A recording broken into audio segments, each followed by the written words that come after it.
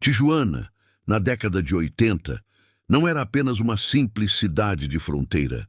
Era um organismo vivo, pulsante e extremamente perigoso, onde a poeira sufocante do deserto se misturava ao cheiro metálico de pólvora e à ambição humana mais desenfreada. Com a queda definitiva de Miguel Ángel Félix Gallardo, o lendário padrinho que mantinha as rédeas do tráfico mexicano com uma diplomacia sombria e calculada, um vácuo de poder imenso e assustador se abriu sobre as colinas áridas da Baixa Califórnia. O México estava prestes a descobrir que, quando um gigante cai, os novos predadores que surgem para ocupar o seu lugar são muitas vezes mais vorazes e impiedosos do que qualquer coisa vista anteriormente. No centro desse caos, uma família se preparava para reescrever as regras do crime organizado com sangue, o clã Arellano Félix. Eles não queriam apenas uma pequena parte do mercado. Eles exigiam o trono absoluto da fronteira, transformando toda a região em seu feudo particular de terror, luxo e lucro ilícito. A cidade, antes um ponto de passagem estratégico, tornava-se agora o epicentro de uma metamorfose violenta que alteraria para sempre o destino das rotas de tráfico no continente. Enquanto Benjamin Arellano Félix, o irmão mais velho, agia como o estrategista cerebral e o homem dos números, Ramon Arellano Félix era algo muito mais letal e imprevisível. Ele era o braço armado, o executor impiedoso e o punho de ferro que nunca pedia permissão para agir, apenas exigia submissão total através do terror psicológico. Ramon não possuía o menor interesse pela logística silenciosa ou pelas negociações políticas de bastidores. Ele tinha uma sede insaciável de domínio e uma necessidade constante de adrenalina. Para ele, o respeito não era algo que se construía com o tempo, mas algo arrancado violentamente da alma dos adversários, através do medo mais puro e paralisante. Sua natureza era inerentemente impulsiva, uma mistura explosiva de juventude arrogante e um desdém sociopático profundo pela vida humana. Ramon via o mundo como um tabuleiro de guerra onde ele era o único jogador com o direito divino de destruir todas as outras peças sem sentir qualquer remorso. Antes de continuarmos, inscreva-se no canal e nos conte nos comentários de onde você está assistindo.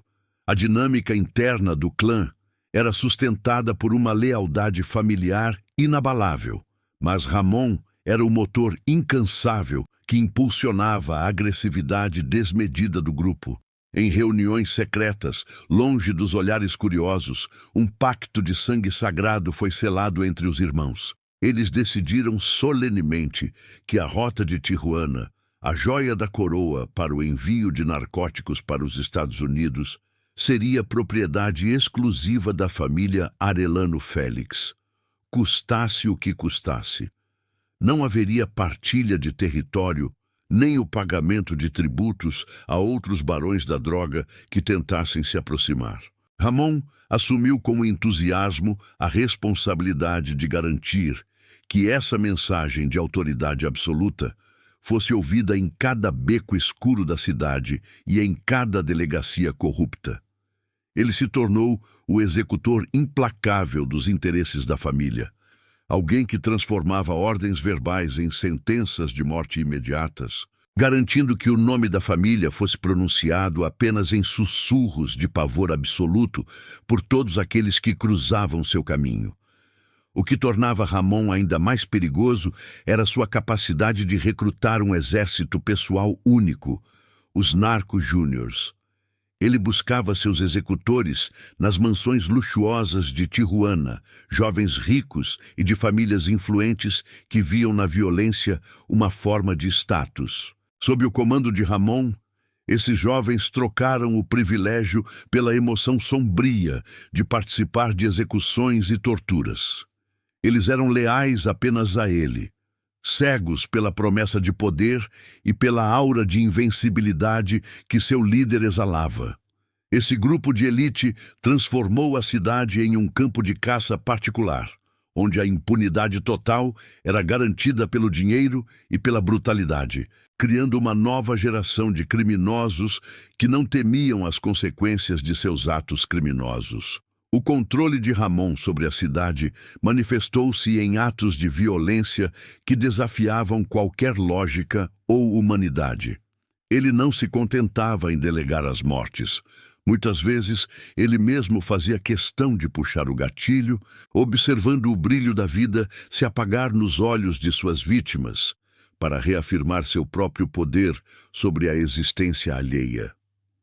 O medo infiltrou-se profundamente nas fundações de Tijuana. Onde antes havia um equilíbrio tenso, agora imperava a vontade soberana de um monstro que sorria enquanto o sangue corria pelas calçadas quentes. O cenário estava montado para uma era de escuridão sem precedentes na história do México.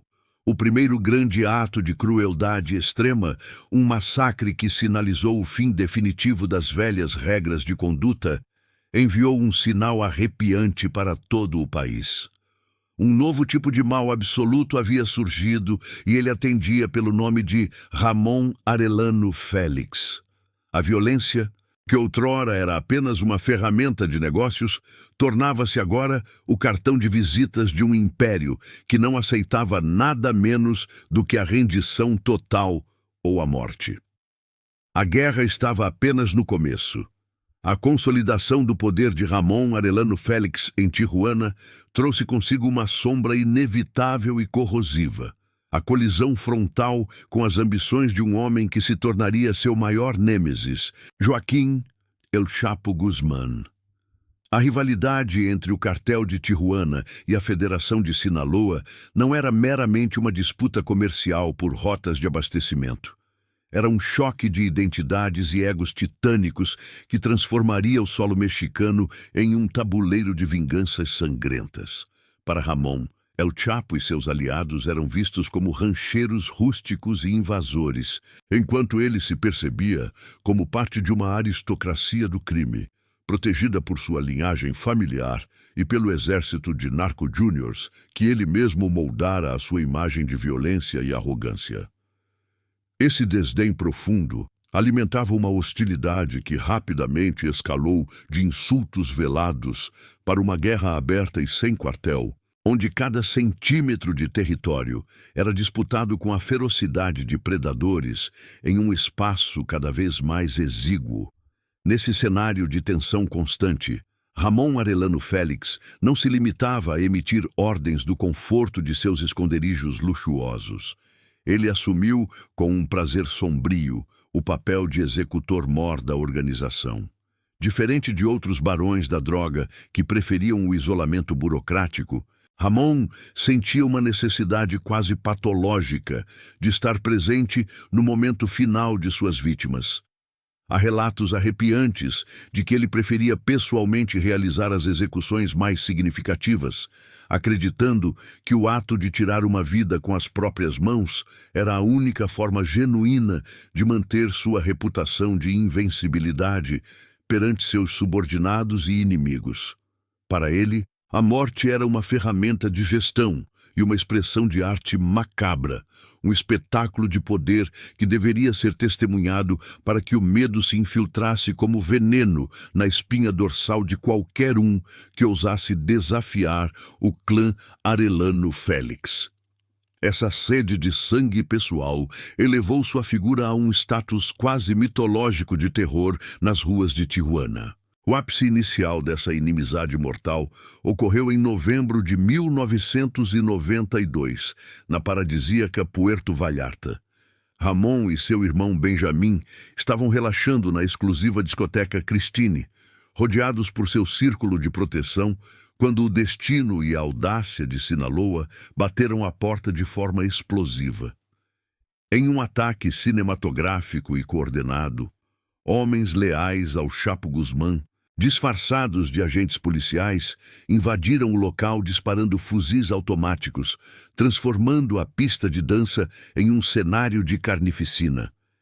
Entre os estroboscópios e o som ensurdecedor da música misturada aos tiros, Ramon sentiu o hálito frio da morte pela primeira vez. De forma quase milagrosa, ele conseguiu escapar por um duto de ventilação ou por uma janela traseira, fugindo enquanto o sangue de seus guardas tingia o chão de mármore.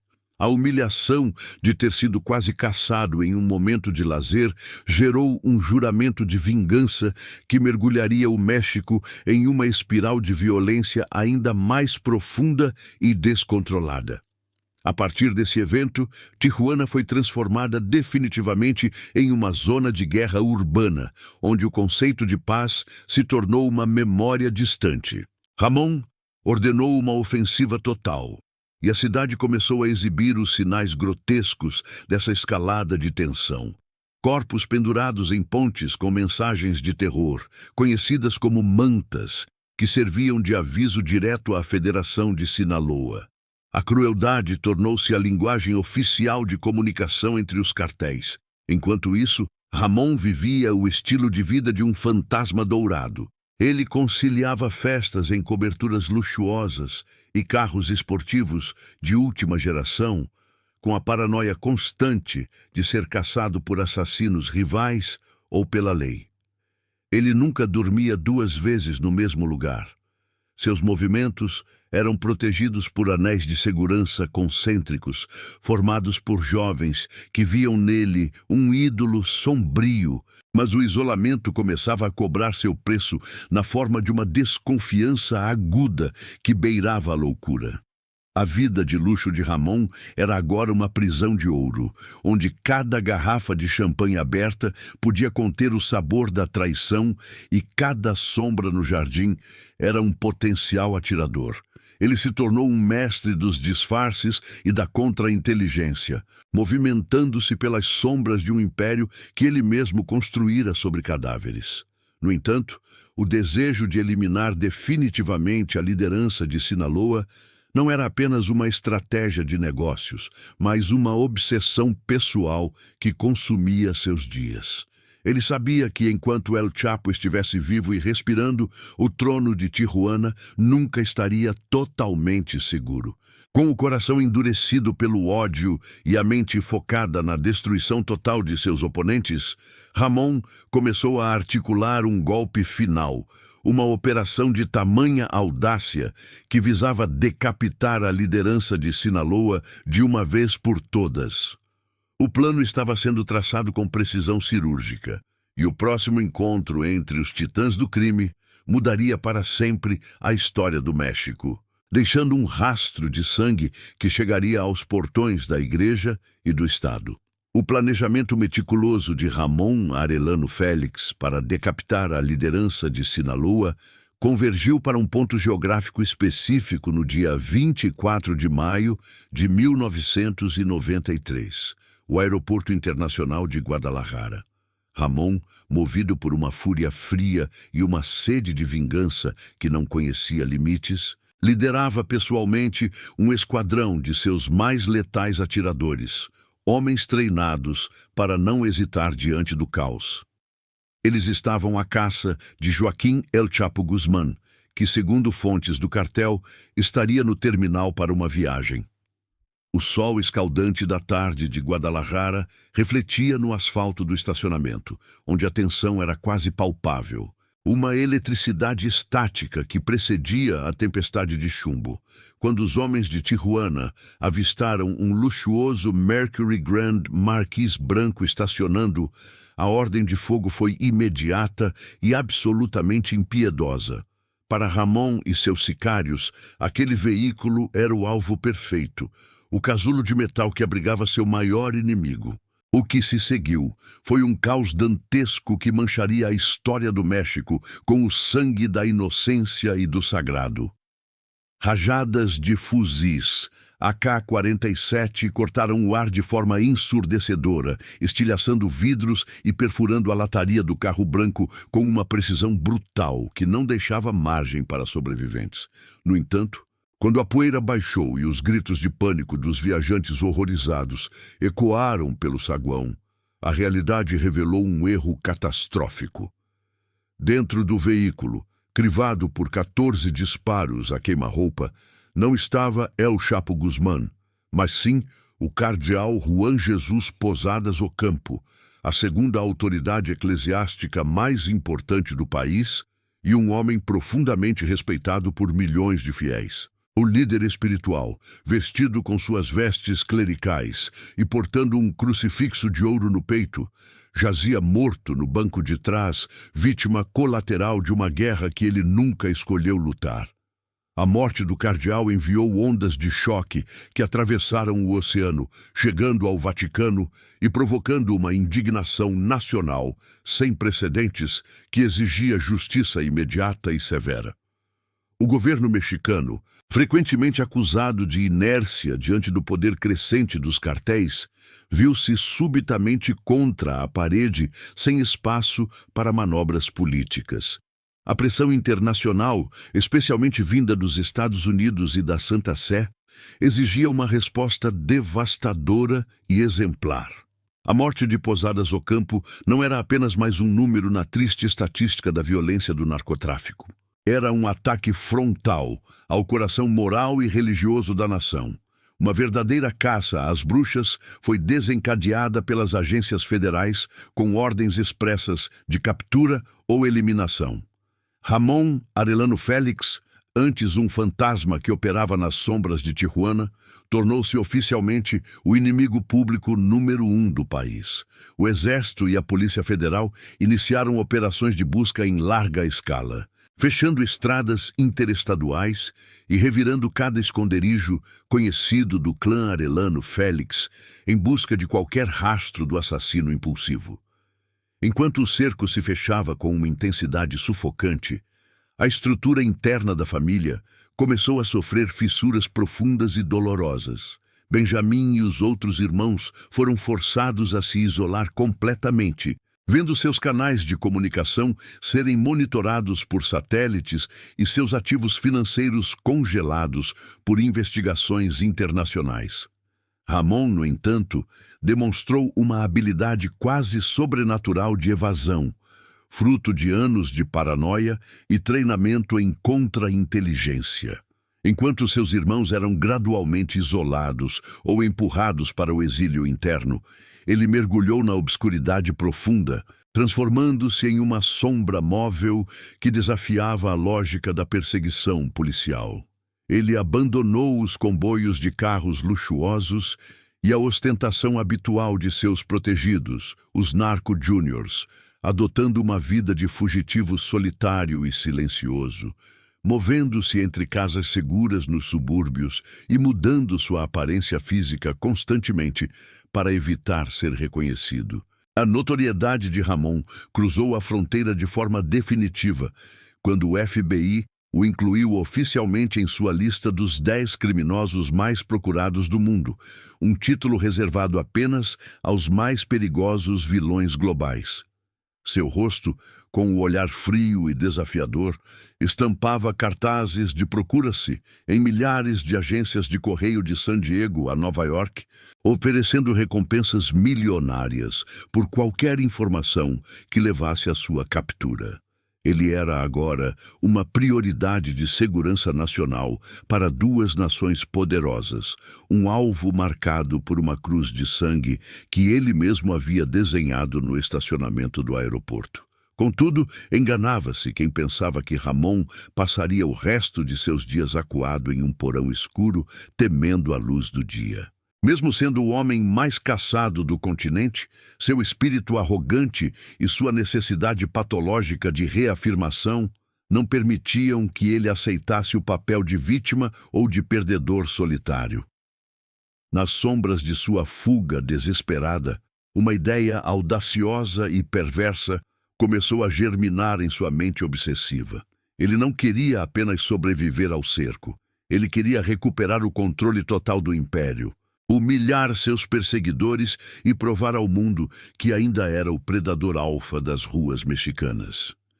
Enquanto o mundo olhava para Tijuana em busca de sinais de sua presença, Ramón planejava um retorno triunfal e sangrento, um ato de insolência suprema que demonstraria que o punho de ferro dos Arellano Félix ainda estava pronto para golpear qualquer um que ousasse cruzar seu caminho.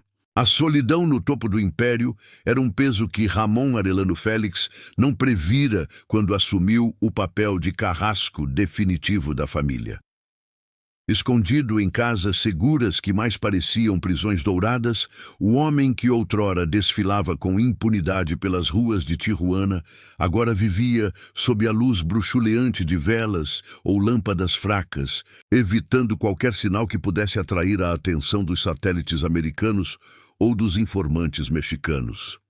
A paranoia, como um parasita silencioso e voraz, começou a devorar sua confiança de dentro para fora.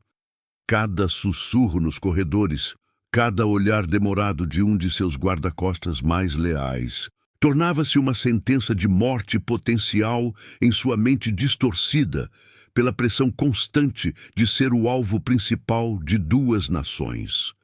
Ele não confiava mais nem na própria sombra que se projetava nas paredes descascadas de seus esconderijos temporários, sentindo que cada fresta de janela escondia o cano de um fuzil de precisão, esperando pelo momento de sua menor fraqueza. Enquanto Ramon mergulhava na escuridão de sua própria mente, as irmãs Arellano Félix, sob a liderança astuta e discreta de Enedina, tornaram-se os pilares invisíveis que sustentavam o que restava da vasta estrutura operacional do cartel. Elas eram o contraponto necessário à fúria descontrolada de Ramon.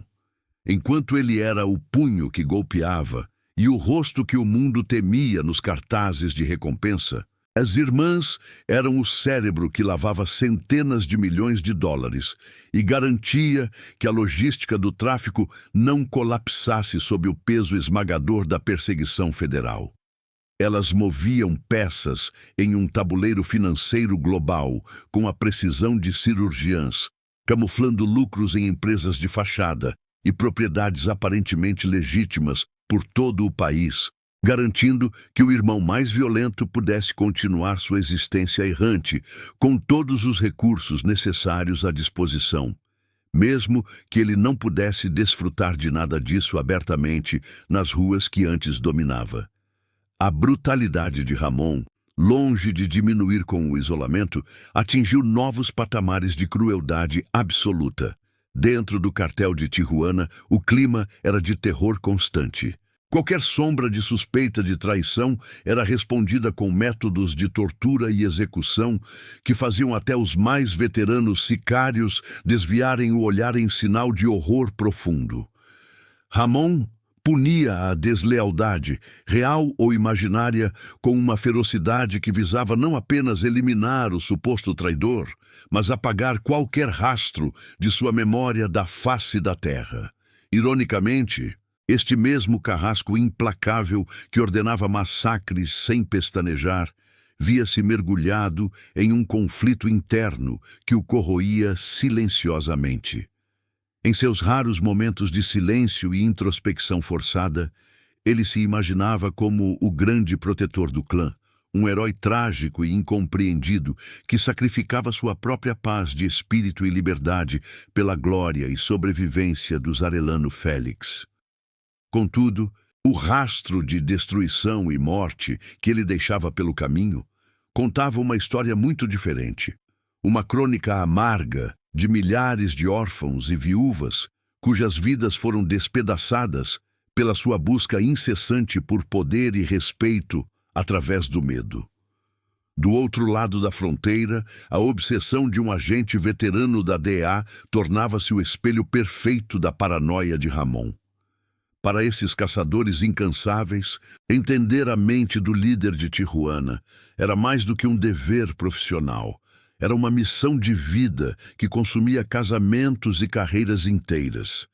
Eles estudavam minuciosamente cada padrão de comportamento, cada contato telefônico interceptado e cada boato sussurrado nas favelas, tentando prever o próximo passo do fantasma que assombrava a fronteira. A caçada transformara-se em um jogo de xadrez psicológico em que Ramon, apesar de acuado, sempre parecia estar um movimento à frente, desaparecendo no ar toda vez que o cerco parecia finalmente se fechar sobre sua cabeça. Entretanto, o destino costuma pregar peças fatais naqueles que se julgam acima de qualquer lei humana ou divina. Um convite inesperado para o Carnaval de Mazatlán surgiu no horizonte de Ramon, como uma melodia tentadora e irresistível para o seu ego ferido e sedento por adrenalina. Mazatlán era território inimigo, o reduto sagrado da Federação de Sinaloa, o que tornava a ideia de ir até lá um ato de audácia quase suicida. Mas a arrogância de Ramon não conhecia limites geográficos ou bom senso. Ele viu na festa popular e no caos das multidões mascaradas a oportunidade perfeita para provar ao mundo e a si mesmo que ainda era o predador alfa, capaz de caminhar entre os homens comuns sem ser detectado. Adotando o pseudônimo de Jorge Pérez Lopes e um disfarce que ele julgava impenetrável, ele começou a planejar sua incursão na Toca do Lobo. A ironia era cruel e palpável. O homem mais procurado do continente estava prestes a mergulhar voluntariamente no epicentro do perigo, atraído pelo brilho das luzes e pelo ritmo frenético de uma celebração que, sem que ele soubesse, estava sendo preparada para ser o seu palco final. A viagem de Ramon Arellano Félix rumo a Mazatlán não foi apenas uma travessia geográfica pelas estradas empoeiradas do México, mas um mergulho audacioso e quase suicida no coração das trevas. Sob a identidade falsa de Jorge Pérez Lopes, ele deixou para trás a segurança relativa de seus esconderijos em Tijuana para se infiltrar no território sagrado de seus maiores inimigos, os homens da Federação de Sinaloa. Para qualquer observador, Jorge era apenas mais um turista abastado, vestindo roupas de grife e exibindo uma confiança inabalável, ansioso para se perder no caos festivo do carnaval. Entretanto, por baixo da fachada de lazer, pulsava o instinto de um predador que não sabia mais respirar fora do estado de guerra. Ramon viajava com um grupo reduzido de guarda-costas, homens que trocaram os fuzis pesados por pistolas ocultas, tentando mimetizar a alegria frenética que já tomava conta da Avenida Del Mar. A brisa do Pacífico trazia o cheiro de salitre, mas para os sentidos aguçados de Ramon, o ar parecia carregado com o presságio metálico da pólvora. O Carnaval de Mazatlán era um turbilhão de cores vibrantes, bandas de tambora que faziam o chão tremer e máscaras grotescas que ofereciam o esconderijo perfeito para o rosto mais procurado do continente. Ramon sentia uma satisfação perversa, quase erótica, ao caminhar por aquelas ruas, rindo da insolência de estar bebendo no quintal de El Chapo Guzmán, enquanto o FBI e a DEA vasculhavam mansões fortificadas a centenas de quilômetros dali. O barulho das multidões e o ritmo sincopado da música criavam uma cacofonia que mascarava qualquer perigo iminente. Contudo, a sorte, que por tanto tempo fora sua amante fiel e caprichosa, decidiu abandoná-lo naquela manhã cinzenta de domingo em fevereiro de 2002. O veículo em que Ramon e seus homens se deslocavam, um Volkswagen branco, acabou chamando a atenção indesejada de uma patrulha da Polícia Ministerial do Estado, que tentava organizar o tráfego pesado e caótico da celebração. O que deveria ter sido uma abordagem de rotina rapidamente se transformou no gatilho para o desastre absoluto. Os policiais, liderados por agentes que ignoravam completamente a magnitude da presa que tinham diante de si, sinalizaram para que o carro de Ramon parasse. A tensão dentro do veículo subiu instantaneamente, como o mercúrio sob o sol do meio-dia. Ramon, cujo pavio curto era lendário e cujas reações eram sempre pautadas pela violência extrema, não possuía o temperamento necessário para desempenhar o papel de um cidadão submisso. Para ele, Qualquer autoridade que não estivesse sob seu controle absoluto era um obstáculo que precisava ser removido da face da terra. Quando o oficial se aproximou da janela, a máscara de Jorge Pérez Lopes começou a rachar, revelando por milésimos de segundo os olhos gélidos e impiedosos do carrasco de Tijuana. O confronto verbal foi breve, um relâmpago antes da tempestade. Antes que qualquer documento de identidade pudesse ser analisado, o som seco e ensurdecedor de um disparo rasgou a melodia festiva que ecoava ao longe.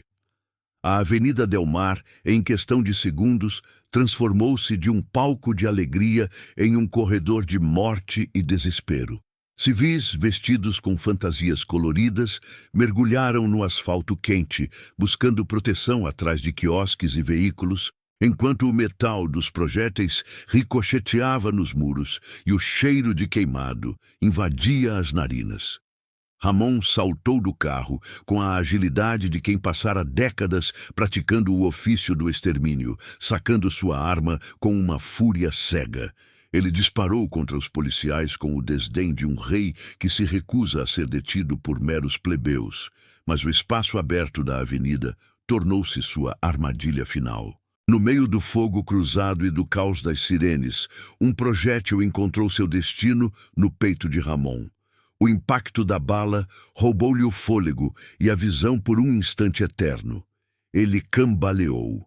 O corpo outrora imponente agora curvando-se sob o peso da mortalidade que ele tanto ignorara. Ramon Arellano Félix caiu pesadamente sobre o asfalto, o mesmo chão de Sinaloa que ele jurara conquistar através do sangue. O sangue começou a escorrer, misturando-se aos confetes e serpentinas que o vento arrastava pela via, criando uma imagem surrealista e macabra. O líder operacional do cartel de Tijuana estava morrendo cercado pelo som distante de uma banda que continuava a tocar, alheia ao fato de que um império acabara de perder seu punho de ferro. Quando o silêncio finalmente retornou à cena, restavam apenas cápsulas deflagradas e o corpo inerte de um homem de meia idade. Os policiais sobreviventes, ofegantes e trêmulos, revistaram os bolsos do cadáver e encontraram a identificação de Jorge Pérez Lopes. Para o mundo oficial, um criminoso comum ou um civil azarado havia tombado em um tiroteio de trânsito durante o carnaval. Não houve reconhecimento imediato nem glória na captura. A queda do Titã foi, em seus primeiros momentos, silenciosa e anônima. No entanto, nos bastidores do submundo, o boato de que o verdadeiro dono de Tijuana havia caído em Mazatlán começou a se espalhar como fogo em pólvora seca, preparando o terreno para uma onda de choque global. A poeira de Mazatlán ainda não havia baixado completamente quando os sussurros de incredulidade começaram a cruzar a fronteira de Tijuana. O corpo estendido no asfalto quente da Avenida Del Mar, sob o sol implacável de fevereiro, portava documentos oficiais em nome de Jorge Pérez Lopes. Para os policiais locais, que efetuaram os disparos no meio do caos carnavalesco, ele era apenas mais um agressor que escolhera o momento errado para desafiar a autoridade. No entanto, o processo forense que se seguiu foi envolto em um silêncio sepulcral e uma vigilância militar que denunciava a gravidade extraordinária da situação. Especialistas em datiloscopia e análise de DNA trabalharam sob uma pressão esmagadora em laboratórios vigiados, comparando os registros do cadáver com os arquivos secretos mantidos pela DEA e pelo governo mexicano. Quando a confirmação oficial finalmente ecoou pelos corredores do poder, o impacto foi sísmico em ambos os lados da fronteira. O homem mais temido do México, o executor implacável Ramon Arellano Félix, estava morto. Sua queda não foi fruto de uma operação cinematográfica de inteligência ou de um cerco militar planejado, mas sim de um confronto fortuito, uma ironia final do destino para quem passara a vida inteira orquestrando massacres meticulosos e fugindo de armadilhas complexas.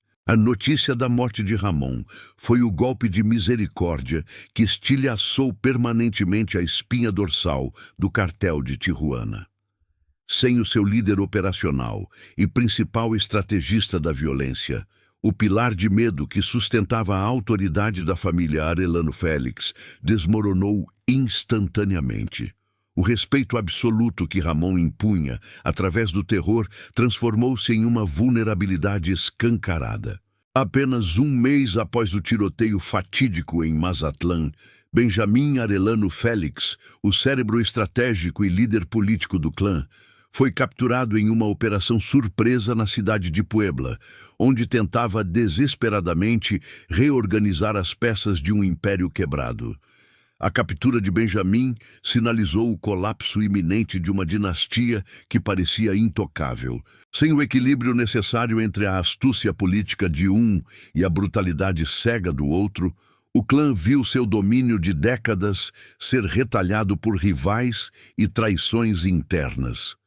Enquanto a família Arellano Félix se afundava em luto, processos judiciais e extradições, o vácuo de poder deixado por Ramon foi rapidamente ocupado por seu arqui-inimigo mais obstinado.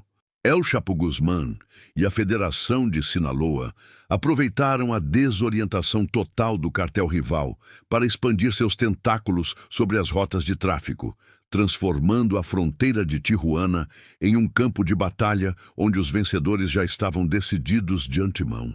A morte de Ramon não trouxe a paz prometida para as ruas ensanguentadas do México. Em vez disso, inaugurou um novo capítulo de violência ainda mais sofisticada e impessoal. Ramon Arellano Félix havia deixado um legado de cinzas e um manual de terrorismo narcótico que os novos cartéis passaram a seguir com uma precisão cirúrgica e ainda mais cruel. O impacto duradouro dos métodos de Ramon na cultura do narcotráfico moderno é uma cicatriz profunda que se recusa a fechar na alma do país. Os narco-júniors, aquela elite de jovens ricos e cruéis que ele recrutara com tanto cuidado, dispersaram-se após sua morte, mas levaram consigo a filosofia perversa de que o desdém total pela vida humana era o único caminho para a sobrevivência no topo da pirâmide criminosa. A violência que Ramon semeou em Tijuana floresceu em todo o território nacional, tornando-se o padrão operacional para organizações futuras, que viriam a ser ainda mais sedentas de sangue. Ele não apenas liderou um cartel de drogas, ele moldou a psicologia sombria de uma guerra que hoje não conhece fronteiras, ética ou misericórdia. O destino dos outros irmãos selou o encerramento definitivo desta crônica sangrenta. Francisco Javier foi capturado em alto mar por agentes norte-americanos durante uma pescaria. Eduardo foi extraditado após anos de caçada intensa, e as irmãs, que por tanto tempo operaram na logística e lavagem de dinheiro, viram seu mundo de luxo desmoronar sob o peso de investigações financeiras implacáveis. A dinastia Arellano Félix, que um dia jurara governar as rotas do México por gerações, foi reduzida a memórias amargas, em processos judiciais e celas solitárias de segurança máxima nos Estados Unidos. A imagem final de Ramon Arellano Félix, que a história preserva, não é a do herói popular ou do fora da lei romântico que alguns tentam pintar. Ele permanece como o lembrete sombrio de uma verdade universal e brutal. No tabuleiro do crime organizado, o rei e o peão acabam no mesmo buraco. Ramon morreu como viveu, em meio ao ruído ensurdecedor de disparos, cercado por mentiras e usando a pele de um homem que nunca existiu.